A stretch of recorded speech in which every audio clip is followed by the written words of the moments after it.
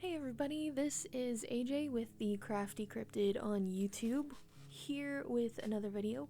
This one's going to be a little bit different, as you can probably already tell, considering the narration is a little bit different. I just kind of wanted to share with you what was going on in my life this week, and I do have a spooky story, so stay tuned for that. But I do apologize if you hear some background noise. I'm babysitting a couple of dogs. My chair is very squeaky. And this is going to be more of a natural kind of narration. I did want to see if you preferred this kind of thing where it's more informal and just me talking to you versus an actual script. So if you do prefer that, please let me know in the comments below, or if you like the scripted videos better, also let me know if you like those better. I'm just looking for a little bit more direction as to where to go with the channel. This is the voice that I normally talk in. It's much lower than what you're probably used to hearing. I'm more masculine, so the voice that I use for the Crafty Cryptid channel is a little bit on the feminine side. So today I am actually doing a bullet journal that I worked on for myself. Took me about 2 weeks to kind of come up with the entire thing. So what you're seeing on screen right now is me filling in the bullet journal. I was thinking about maybe selling like a digital version of this on my Etsy store, which really doesn't have many products at the moment. So if that's something that you're interested in, I could make a more like general neutral version of it for people, because this one's kind of customized to me. Let me know, and maybe I'll sell them for a couple of bucks. The reason why I'm doing this video the way that I'm doing it this week is because this week has been very busy for me. For those of you that don't know, I work in finance, so the end of the year, tax season, all that kind of stuff is already very busy for me. And also, my nephew is going to be born in like the next few hours to the next day or so. So I've been very distracted by that. I don't have any kids, and I only have one brother, and this is his first kid. So we're all very excited about that. And I just kind of wanted to keep it low-key this week. So what you're seeing right now is just kind of a sheet to log how my days are going this year, and then I can look back on that at the end of the year and see what the weather was like and how the day went that day of 2022. I also have to X out 12 of the days because I did not start doing this until the 13th of January. Unfortunately, I did not get done with my project in time for the new year. You can hear the dog in the background. So the spooky story that I wanted to share with you today is actually from my own personal life, which I felt was worked better with this kind of narration anyway than a scripted one. I just have a really hard time writing out in a formal script events that have gone on in my life. That's what we'll be talking about today. So, in the past on this channel, I have discussed ghosts and hauntings, and actually the last video I just did was about the Whaley House, which is in San Diego, and it's considered California's most haunted house and one of the most haunted houses in the world, actually, not just America, but in the world. So, in my own personal life, I've actually had several spooky paranormal experiences, I guess. Both with ghosts, with things like UFOs and stuff like that. But the thing that I think I'm going to focus on for this video, unless I have more time at the end, but for this video it's going to be focusing on the paranormal and the ghosty kind of stuff that has gone on in my life. So, when I was very little, my mother and my grandmother were really into doing kind of like witchcrafty things. They really did a lot of trying to train your psychic ability type stuff. And that's kind of how I grew up, was really more. I did not grow up Christian. I grew up really more like agnostic slash pagan, I guess, if you can consider a child to be pagan. But that's the kind of thing that I was raised with. And as a result, I ended up having several experiences, I guess, as I got older. And then I became a Christian in my very young teenage years, but I never really stopped messing around with the supernatural and the paranormal for a long time, and I was still kind of plagued by it. And so the very first thing I can remember is I used to see this old man in the nearby graveyard, and he was always digging up graves. And every time we passed by, my family could not see him, and I did not understand why. I was only maybe 2 or 3 years old when I was seeing this. And I used to say that it was my grandpa. He was working in the graveyard because he was an old man, and as a 3-year-old, you just kind of assume that all old men are grandpas. Oh, and by the way, on screen here, what you're seeing is my camera cut out, so I had to refilm what I did, and this was me kind of filling out which Bible books I have finished, which ones I still have to go. Back to the story.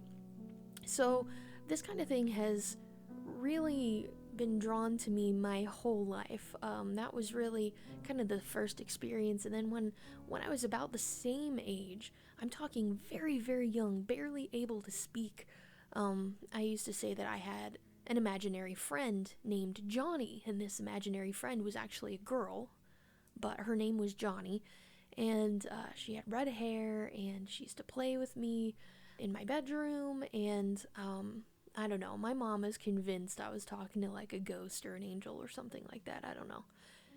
And then fast forward, as I get older, I started seeing things and hearing voices just like everywhere I went. Now, as a Christian, kind of looking back on that, I really feel that I was experiencing kind of a spiritual attack without even really knowing it.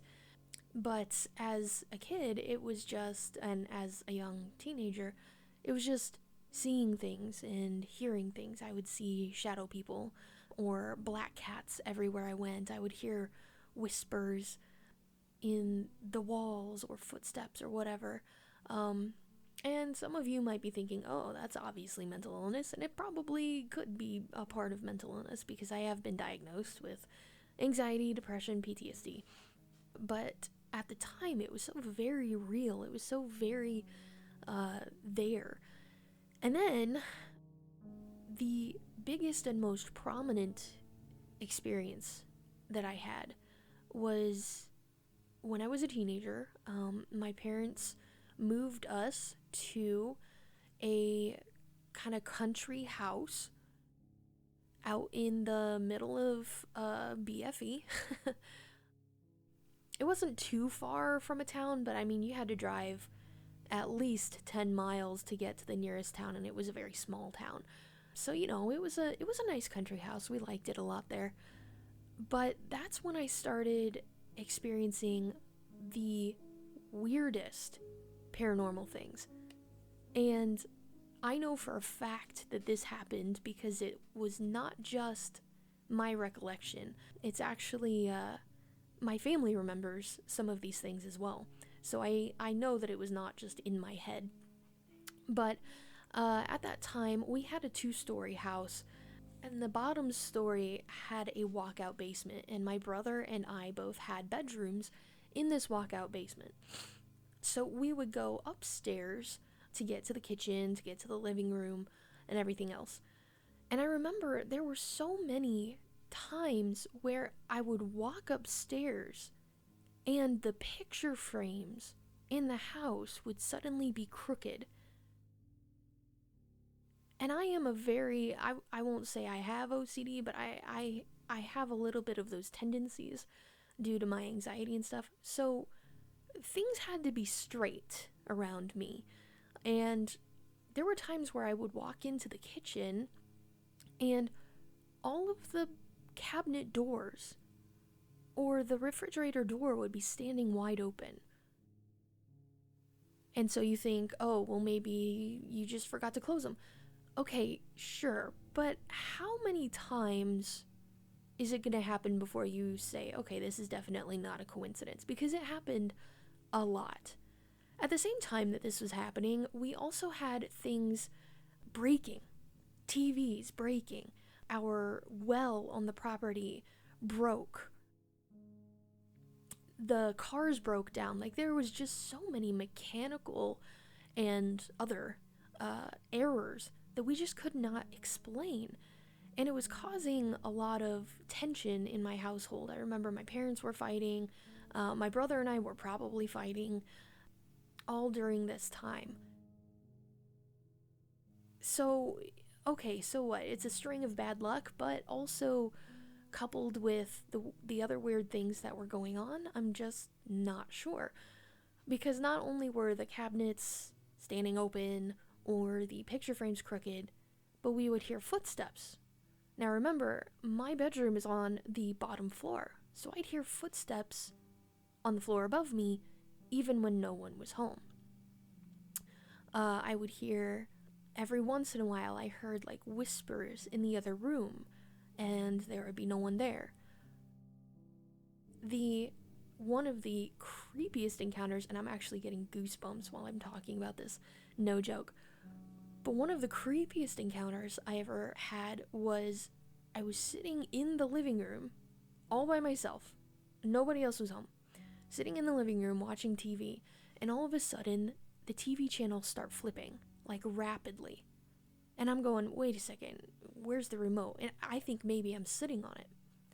Now keep in mind, I live in the country, so there are not really any neighbors around me that could be mixing up their remote signal with my TV. I look over and the remote is sitting on the chair next to me without anyone touching it. I mean, I wasn't touching it. There was nothing around it. Yeah, that scared me pretty bad. But the absolute worst that I was scared in that house was one day I was in my bedroom, which was, again, in the basement. My brother's bedroom was kind of like cat-a-corner to mine, so his door was kind of angled so that I could see into his room a little bit from standing in my bedroom, if his door was open. So I'm standing in my bedroom, I don't even remember what I was doing, and out of the corner of my eye, I see who I assume to be my brother walk into his bedroom. And my brother and I were alone in the house during this time period. And I see him walk into his bedroom. But it's totally silent. He's not making a sound, which I thought was weird, but whatever. Maybe he's just goofing around. Not even a minute later, I call out his name, and he doesn't respond. And I'm like, okay, come on, you jerk, you know, and I'm thinking, he's a teenager, so he's ignoring me. So I go and I look into his bedroom, and he's not there. And I'm calling out throughout the house, and he's not there. And I go outside, and I call for him, and I hear his voice from like half an acre away. He's up a tree. He's up a pine tree. And he's going, what? What do you want? And I said, you are not just in the house? And he said, no, I've been out here for a while.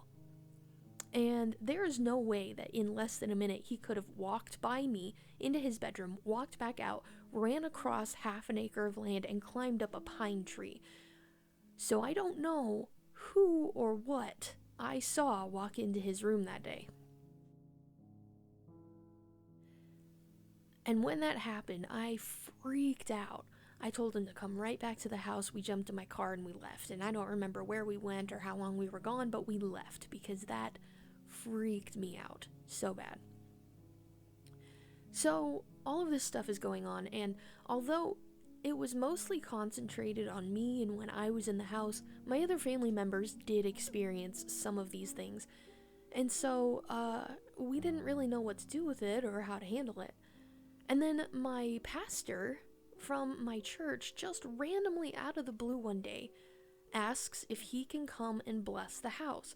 He's never asked this before, he'd never asked this since, but for some reason he just kept asking, can I come and bless your house? And he was very adamant about it, which was strange because that was not my pastor's personality. And my mom and dad are like, yeah, eventually we're busy, and they keep putting it off, and they keep putting it off, and they keep putting it off. So eventually, this kind of paranormal stuff comes to a head when I see that person walk into my brother's bedroom, and my mom says, okay, you know what, I think it's time to get the house blessed. So we talked to Pastor. He came out to do a house blessing. And for the Lutheran church, you carry around a Bible, the pastor preaches from it.